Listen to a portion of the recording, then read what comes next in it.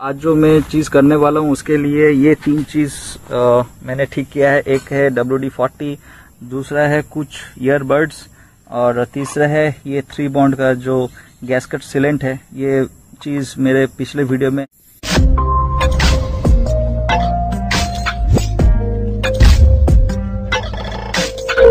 Hello friends, welcome to my channel.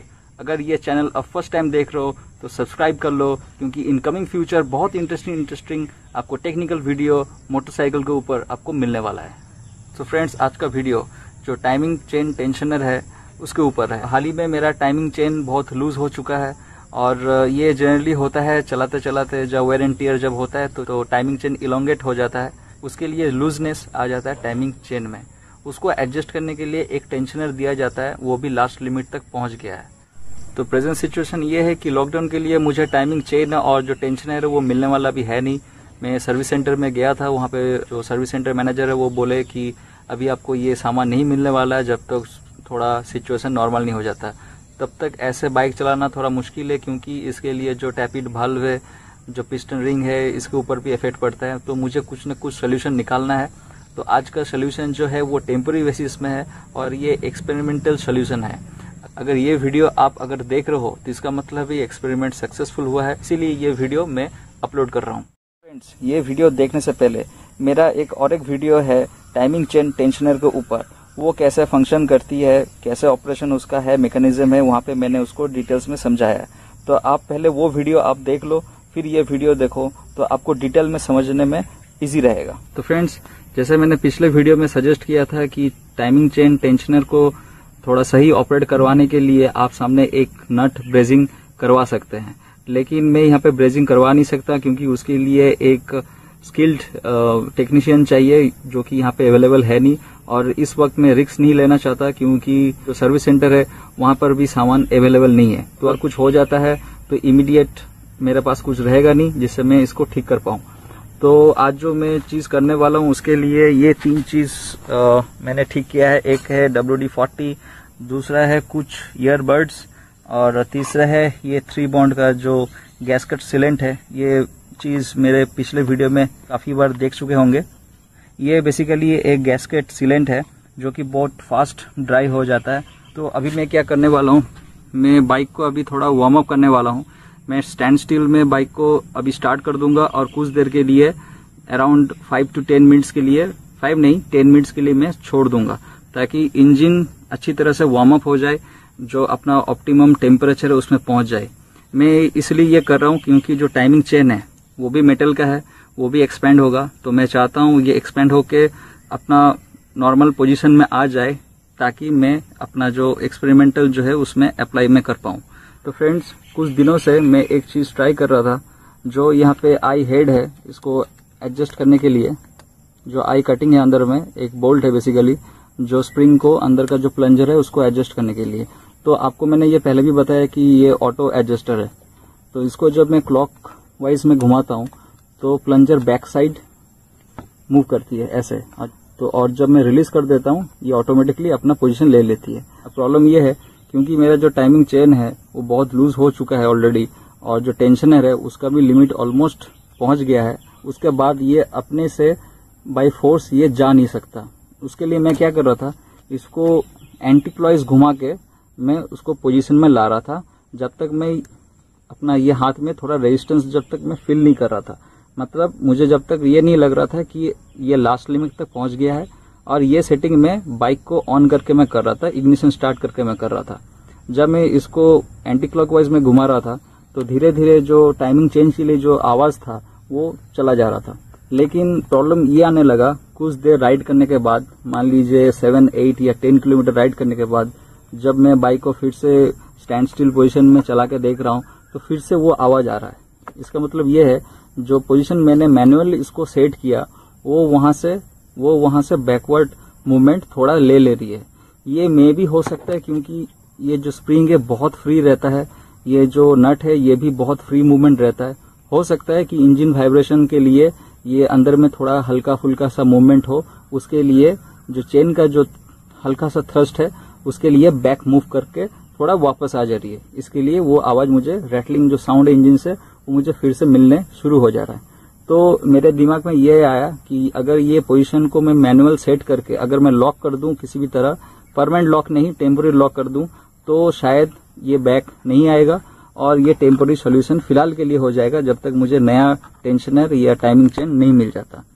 तो इसको जाम करने के लिए मुझे ऐसा कुछ कंपाउंड चाहिए जो कि टेम्परेचर को विस्टैंड कर सकती है। उसके लिए 3 बॉन्ड 1104 ECO से बेहतर कुछ नहीं है, क्योंकि अच्छा खासा टेम्परेचर विस्टैंड कर सकती है और एक एडिसिव टाइप का जैसे ये काम करती है।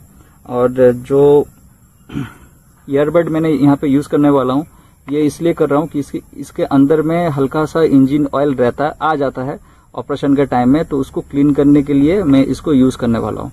क्योंकि अगर यहाँ पे इंजन ऑयल रहेगा और मैं 3 बॉन्ड यूज करूंगा तो ठीक से काम वो करेगा नहीं, ठीक से चिपकेगा नहीं। इसके लिए मैं ईयरबड से इसको क्लीन करने वाला हूँ और क्लीनिंग में करूंगा WD-40, इससे बेहतर तो कुछ हो ही नहीं सकता। तो ये बेसिकली डिग्रीज के लिए भी काम आता है, इसलिए मैं इसको यूज करने वाला हूँ। तो चलिए एक्सपेरिमेंट शुरू करते हैं।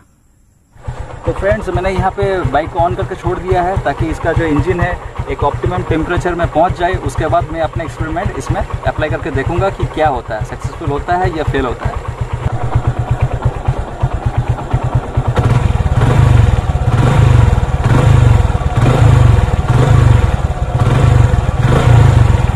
आई होप आप ये रैटलिंग साउंड थोड़ा सुन पा रहे होंगे। अभी मैं क्या करने वाला हूँ, पहले मैं ये बता देता हूँ, इसका टेम्परेचर काफ़ी ज़्यादा रहता है, तो आप थोड़ा सावधानी से कीजिएगा अगर ये एक्सपेरिमेंट सक्सेसफुल होता है। तो इसका जो सामने का कैप है मैं पहले ओपन कर लेता हूँ। यहाँ से थोड़ा कंप्रेशन का हवा यहाँ से निकलेगा। तो और मैं अभी इसका जो आई हेड है इसको मैं एंटी क्लॉइस घुमा के साउंड सुन के मैं इसको टाइट करूँगा। अभी ये देखिए ये जा रहा है, सामने प्लंजर जा रहा है। मैं इसलिए बोल रहा हूँ क्योंकि ये मेरा जो लाइन टेस्टर ये घूम रहा है, इसलिए मैं बोल रहा हूँ। और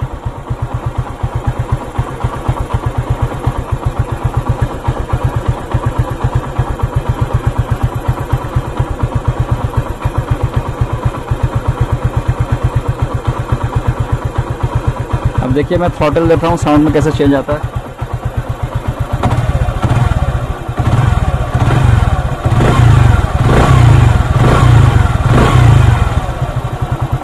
मुझे तो साफ समझ में आ रहा है साउंड में डिफरेंस, एक बहुत स्मूथनेस आ गया है।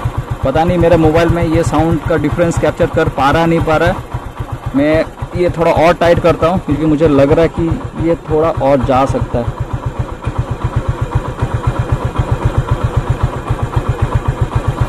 ओके, अब मैं फिर से ट्राई करता हूँ।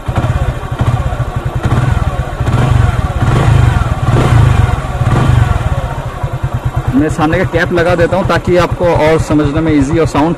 अब सुनिए,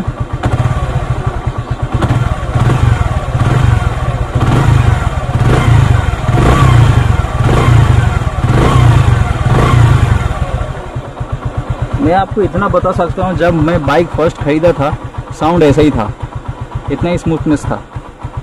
ओके, अभी मैं क्या करने वाला हूँ, इसका सेटिंग तो हो गया। अब इसका अंदर का जो एरिया है, जो इंजन ऑयल है, उसको मैं ईयरबड से क्लीन करने वाला हूँ। तो उसके लिए मैं अपने ईयरबड में थोड़ा WD-40 दे देता हूँ।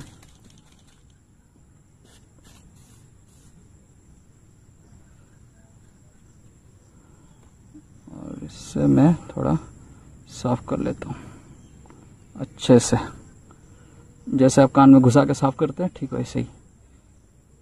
ये देखिए, देख रहे हैं शायद आप, थोड़ा आपको दिखाता हूँ। ये इंजन ऑयल है, थोड़ा आता है यहाँ पे ऑपरेशन के टाइम में, तो इसको मैं अच्छे से क्लीन कर लेता हूँ ताकि जो 3 बॉन्ड का जो गैस्केट सीलेंट है वो अच्छे से यहाँ पे अप्लाई हो पाए। देखिए, इन फ्यूचर अगर मैं इसको फिर से एडजस्ट करना चाहूँ या इसको खोलना चाहूँ तो 3 बॉन्ड आसानी से कोई भी ऐसे लाइन टेस्टर से या स्क्रू ड्राइवर से ये अब वहाँ पे ऐसे खरोचेंगे तो उड़ जाएगा वो। तो ये देखिए, और कुछ नहीं निकल रहा, अब क्योंकि वहाँ पे WD-40 अप्लाई किया था, अब एक ड्राई बर्ड लेता हूँ, उससे मैं WD-40 को भी अच्छे से साफ कर देता हूँ।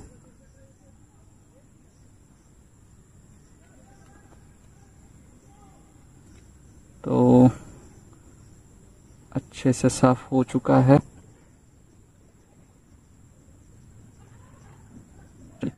और ये ईयरबड के लिए थैंक्स टू माय वाइफ।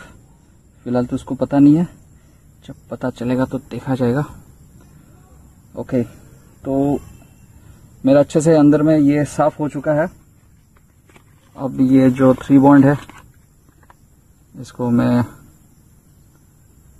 देखिए 3 बॉन्ड है। अब मैं ये क्या करूँगा, अपना जो लाइन टेस्टर है इसी से मैं अप्लाई करने वाला हूँ।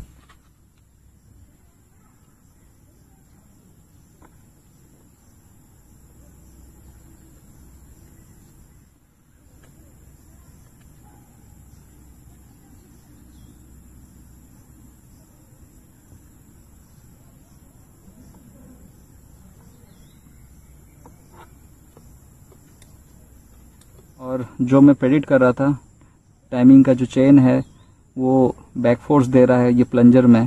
तो क्योंकि यहाँ पे मैंने इसको जाम कर दिया है, टेम्पररी जाम किया है यहाँ पे, तो उसके लिए ये बैक मूवमेंट होगा नहीं। और मैं अभी इसको छोड़ देता हूँ ताकि अच्छे से ये सिलेंडर यहाँ पे सूख जाए। और आई होप जो थ्रस्ट मिल रहा था, जो फोर्स मिल रहा था टाइमिंग चेन से इस प्लंजर में, फिर मैं प्रेडिक्ट कर रहा था ये थोड़ा बैक साइड मूवमेंट हो जा रहा था, क्योंकि ये वाइब्रेशन के लिए मैं भी घूम जा रहा था, इसका जो बोल्ट है ये घूम जा रहा था अंदर में।